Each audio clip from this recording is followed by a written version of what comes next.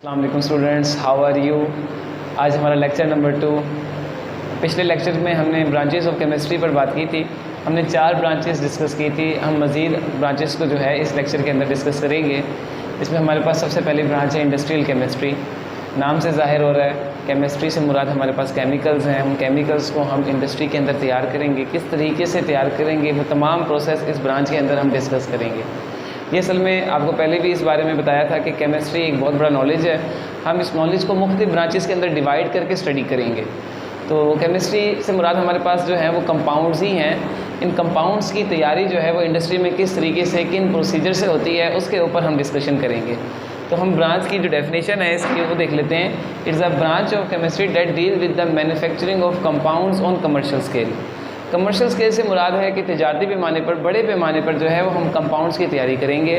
कुछ basic chemical सबसे पहले तैयार किए जाते हैं, जैसे कि हमारे पास कुछ बेसिक केमिकल्स हैं, अमोनिया है, क्लोरीन, इसके अलावा हमारे पास ऑक्सीजन है और H2SO4। ये बेसिक केमिकल्स तैयार किए जाते हैं। फिर इन केमिकल्स को मुख्तलिफ इंडस्ट्रीज़ के अंदर स्पेसिफिक प्रोडक्ट्स की तैयारी के लिए भेजा जाता है। जैसे कि हमारे पास कुछ इंडस्ट्रीज़ के अंदर पेंट्स की इंडस्ट्री में भेजा जाता है रॉ मटेरियल्स को। फर्टिलाइज़र की इंडस्ट्री हमारे पास बहुत इंपॉर्टेंट है। पिगमेंट्स हमारे पास हैं, डिटर्जेंट्स वगैरह बनाने में इनको हम इस्तेमाल करते हैं। तो बेसिकली बात यह है कि हम कंपाउंड्स को तैयार किस तरह करें इंडस्ट्री के अंदर। इंडस्ट्री में हम केमिस्ट्री को अप्लाई करेंगे कि केमिस्ट्री किस तरीके से इंडस्ट्री के अंदर अप्लाई होती है, कंपाउंड्स किस तरीके से तैयार किए जाते हैं। उसके बाद हमारे पास नेक्स्ट ब्रांच है। नेक्स्ट ब्रांच हमारे पास है nuclear chemistry.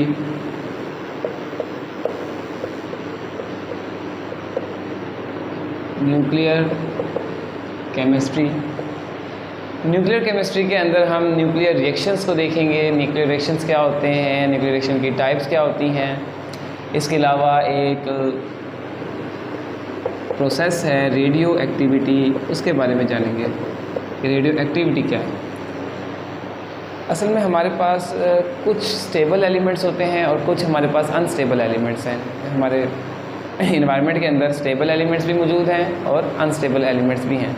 Unstable elements radiations खारिज करते हैं और उसके बाद वो स्टेबल एलिमेंट्स में कन्वर्ट हो जाते हैं। उन रेडिएशंस के बारे में हम रेडियो एक्टिविटी के प्रोसेस में पढ़ेंगे कि रेडियो एक्टिविटी क्या होती है, किस टाइप की रेडिएशंस उन एलिमेंट से निकलती हैं और इन रेडिएशन का हम इस्तेमाल किस तरीके से कर सकते हैं। उसके बाद हमारे पास है न्यूक्लियर प्रोसेसेस। इसमें 2 किस्म के न्यूक्लियर प्रोसेस हैं हमारे पास। एक है न्यूक्लियर फिशन रिएक्शन और nuclear fusion reaction.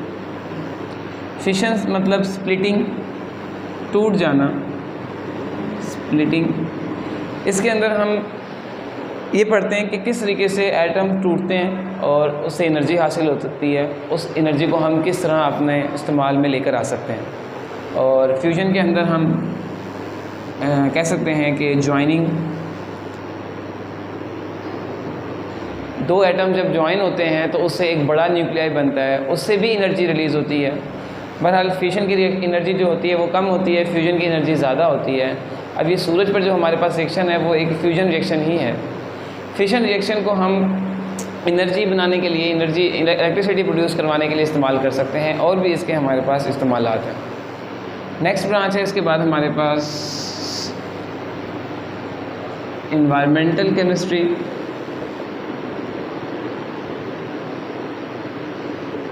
Environmental chemistry के अंदर हम कंपोनेंट्स ऑफ इन्वायरमेंट पढ़ेंगे कि कौन कौन से हमारे पास इन्वायरमेंट के कंपोनेंट्स हैं, हमारा इन्वायरमेंट किन किन चीज़ों से बना हुआ है। एक रफली सा आइडिया दे देता हूँ हमारे पास इन्वायरमेंट में क्या क्या चीज़ें होती हैं। मेजरली हमारे पास इन्वायरमेंट 4 स्फीयर में डिवाइड होता है। एक है एटमॉस्फेयर। एटमॉस्फेयर से मुराद है एयर, हवा।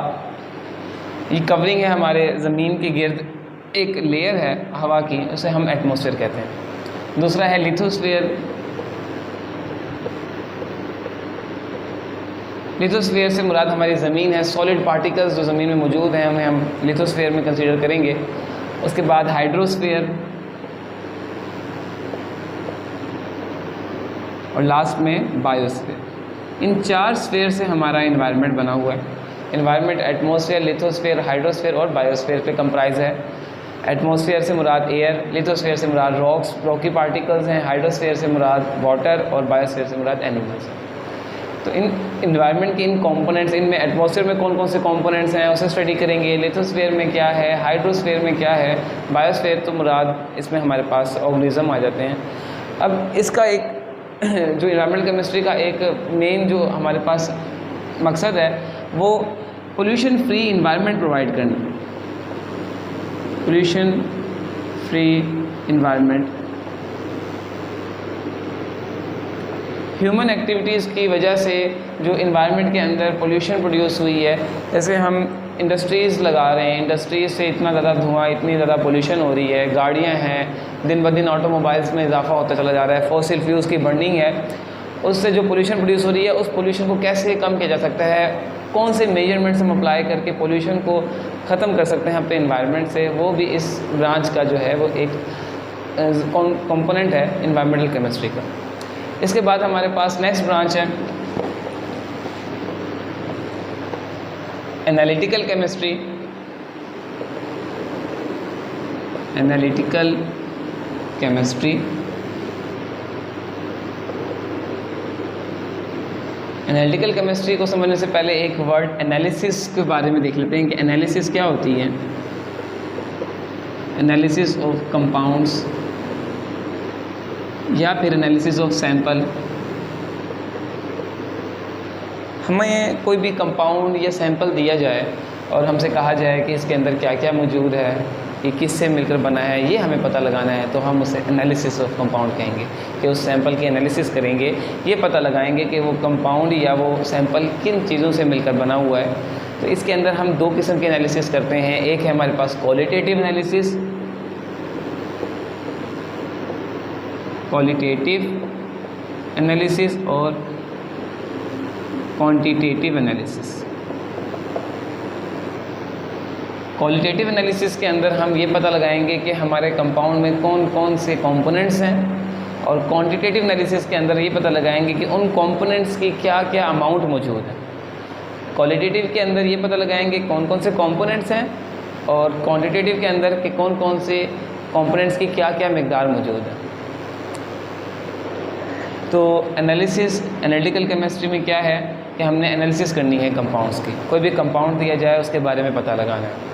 डिफरेंट कंपाउंड्स हैं हमारे पास, उन कंपाउंड्स का एनालिटिकल केमिस्ट जो होते हैं वो पता लगाते हैं कि इसके अंदर क्या क्या मौजूद है, कौन कौन से सब्सटेंस या कौन कौन से कंपोनेंट से वो मिलकर बना हुआ है। तो सबसे पहले हम कंपाउंड को या उस सैंपल को सेपरेट करते हैं। सेपरेट करने के बाद उसके कंपोनेंट्स की अमाउंट का पता लगाते हैं। उन अमाउंट्स को हम कैलकुलेट करते हैं मुख्तलिफ टेक्निक से, मुख्तलिफ फार्मूलाज से।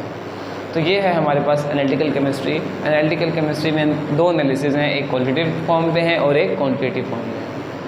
तो यहाँ हमारे पास यहाँ तक हमारे पास ये जो 8 ब्रांचेज़ हैं ये कंप्लीट हो जाएंगी। नेक्स्ट इंशाल्लाह हम अपना नेक्स्ट टॉपिक जो है वो बेसिक डेफिनेशन के ऊपर बनाएंगे। नेक्स्ट हमारी वीडियो इंशाल्लाह आप जुड़े रहें। बेसिक डेफिनेशन इंशाल्लाह हम हर चीज़ कवर करेंगे, केमिस्ट्री के ईच एंड एवरीथिंग को हम कवर करने की कोशिश करेंगे। Thank you for watching. अल्लाह हाफिज़।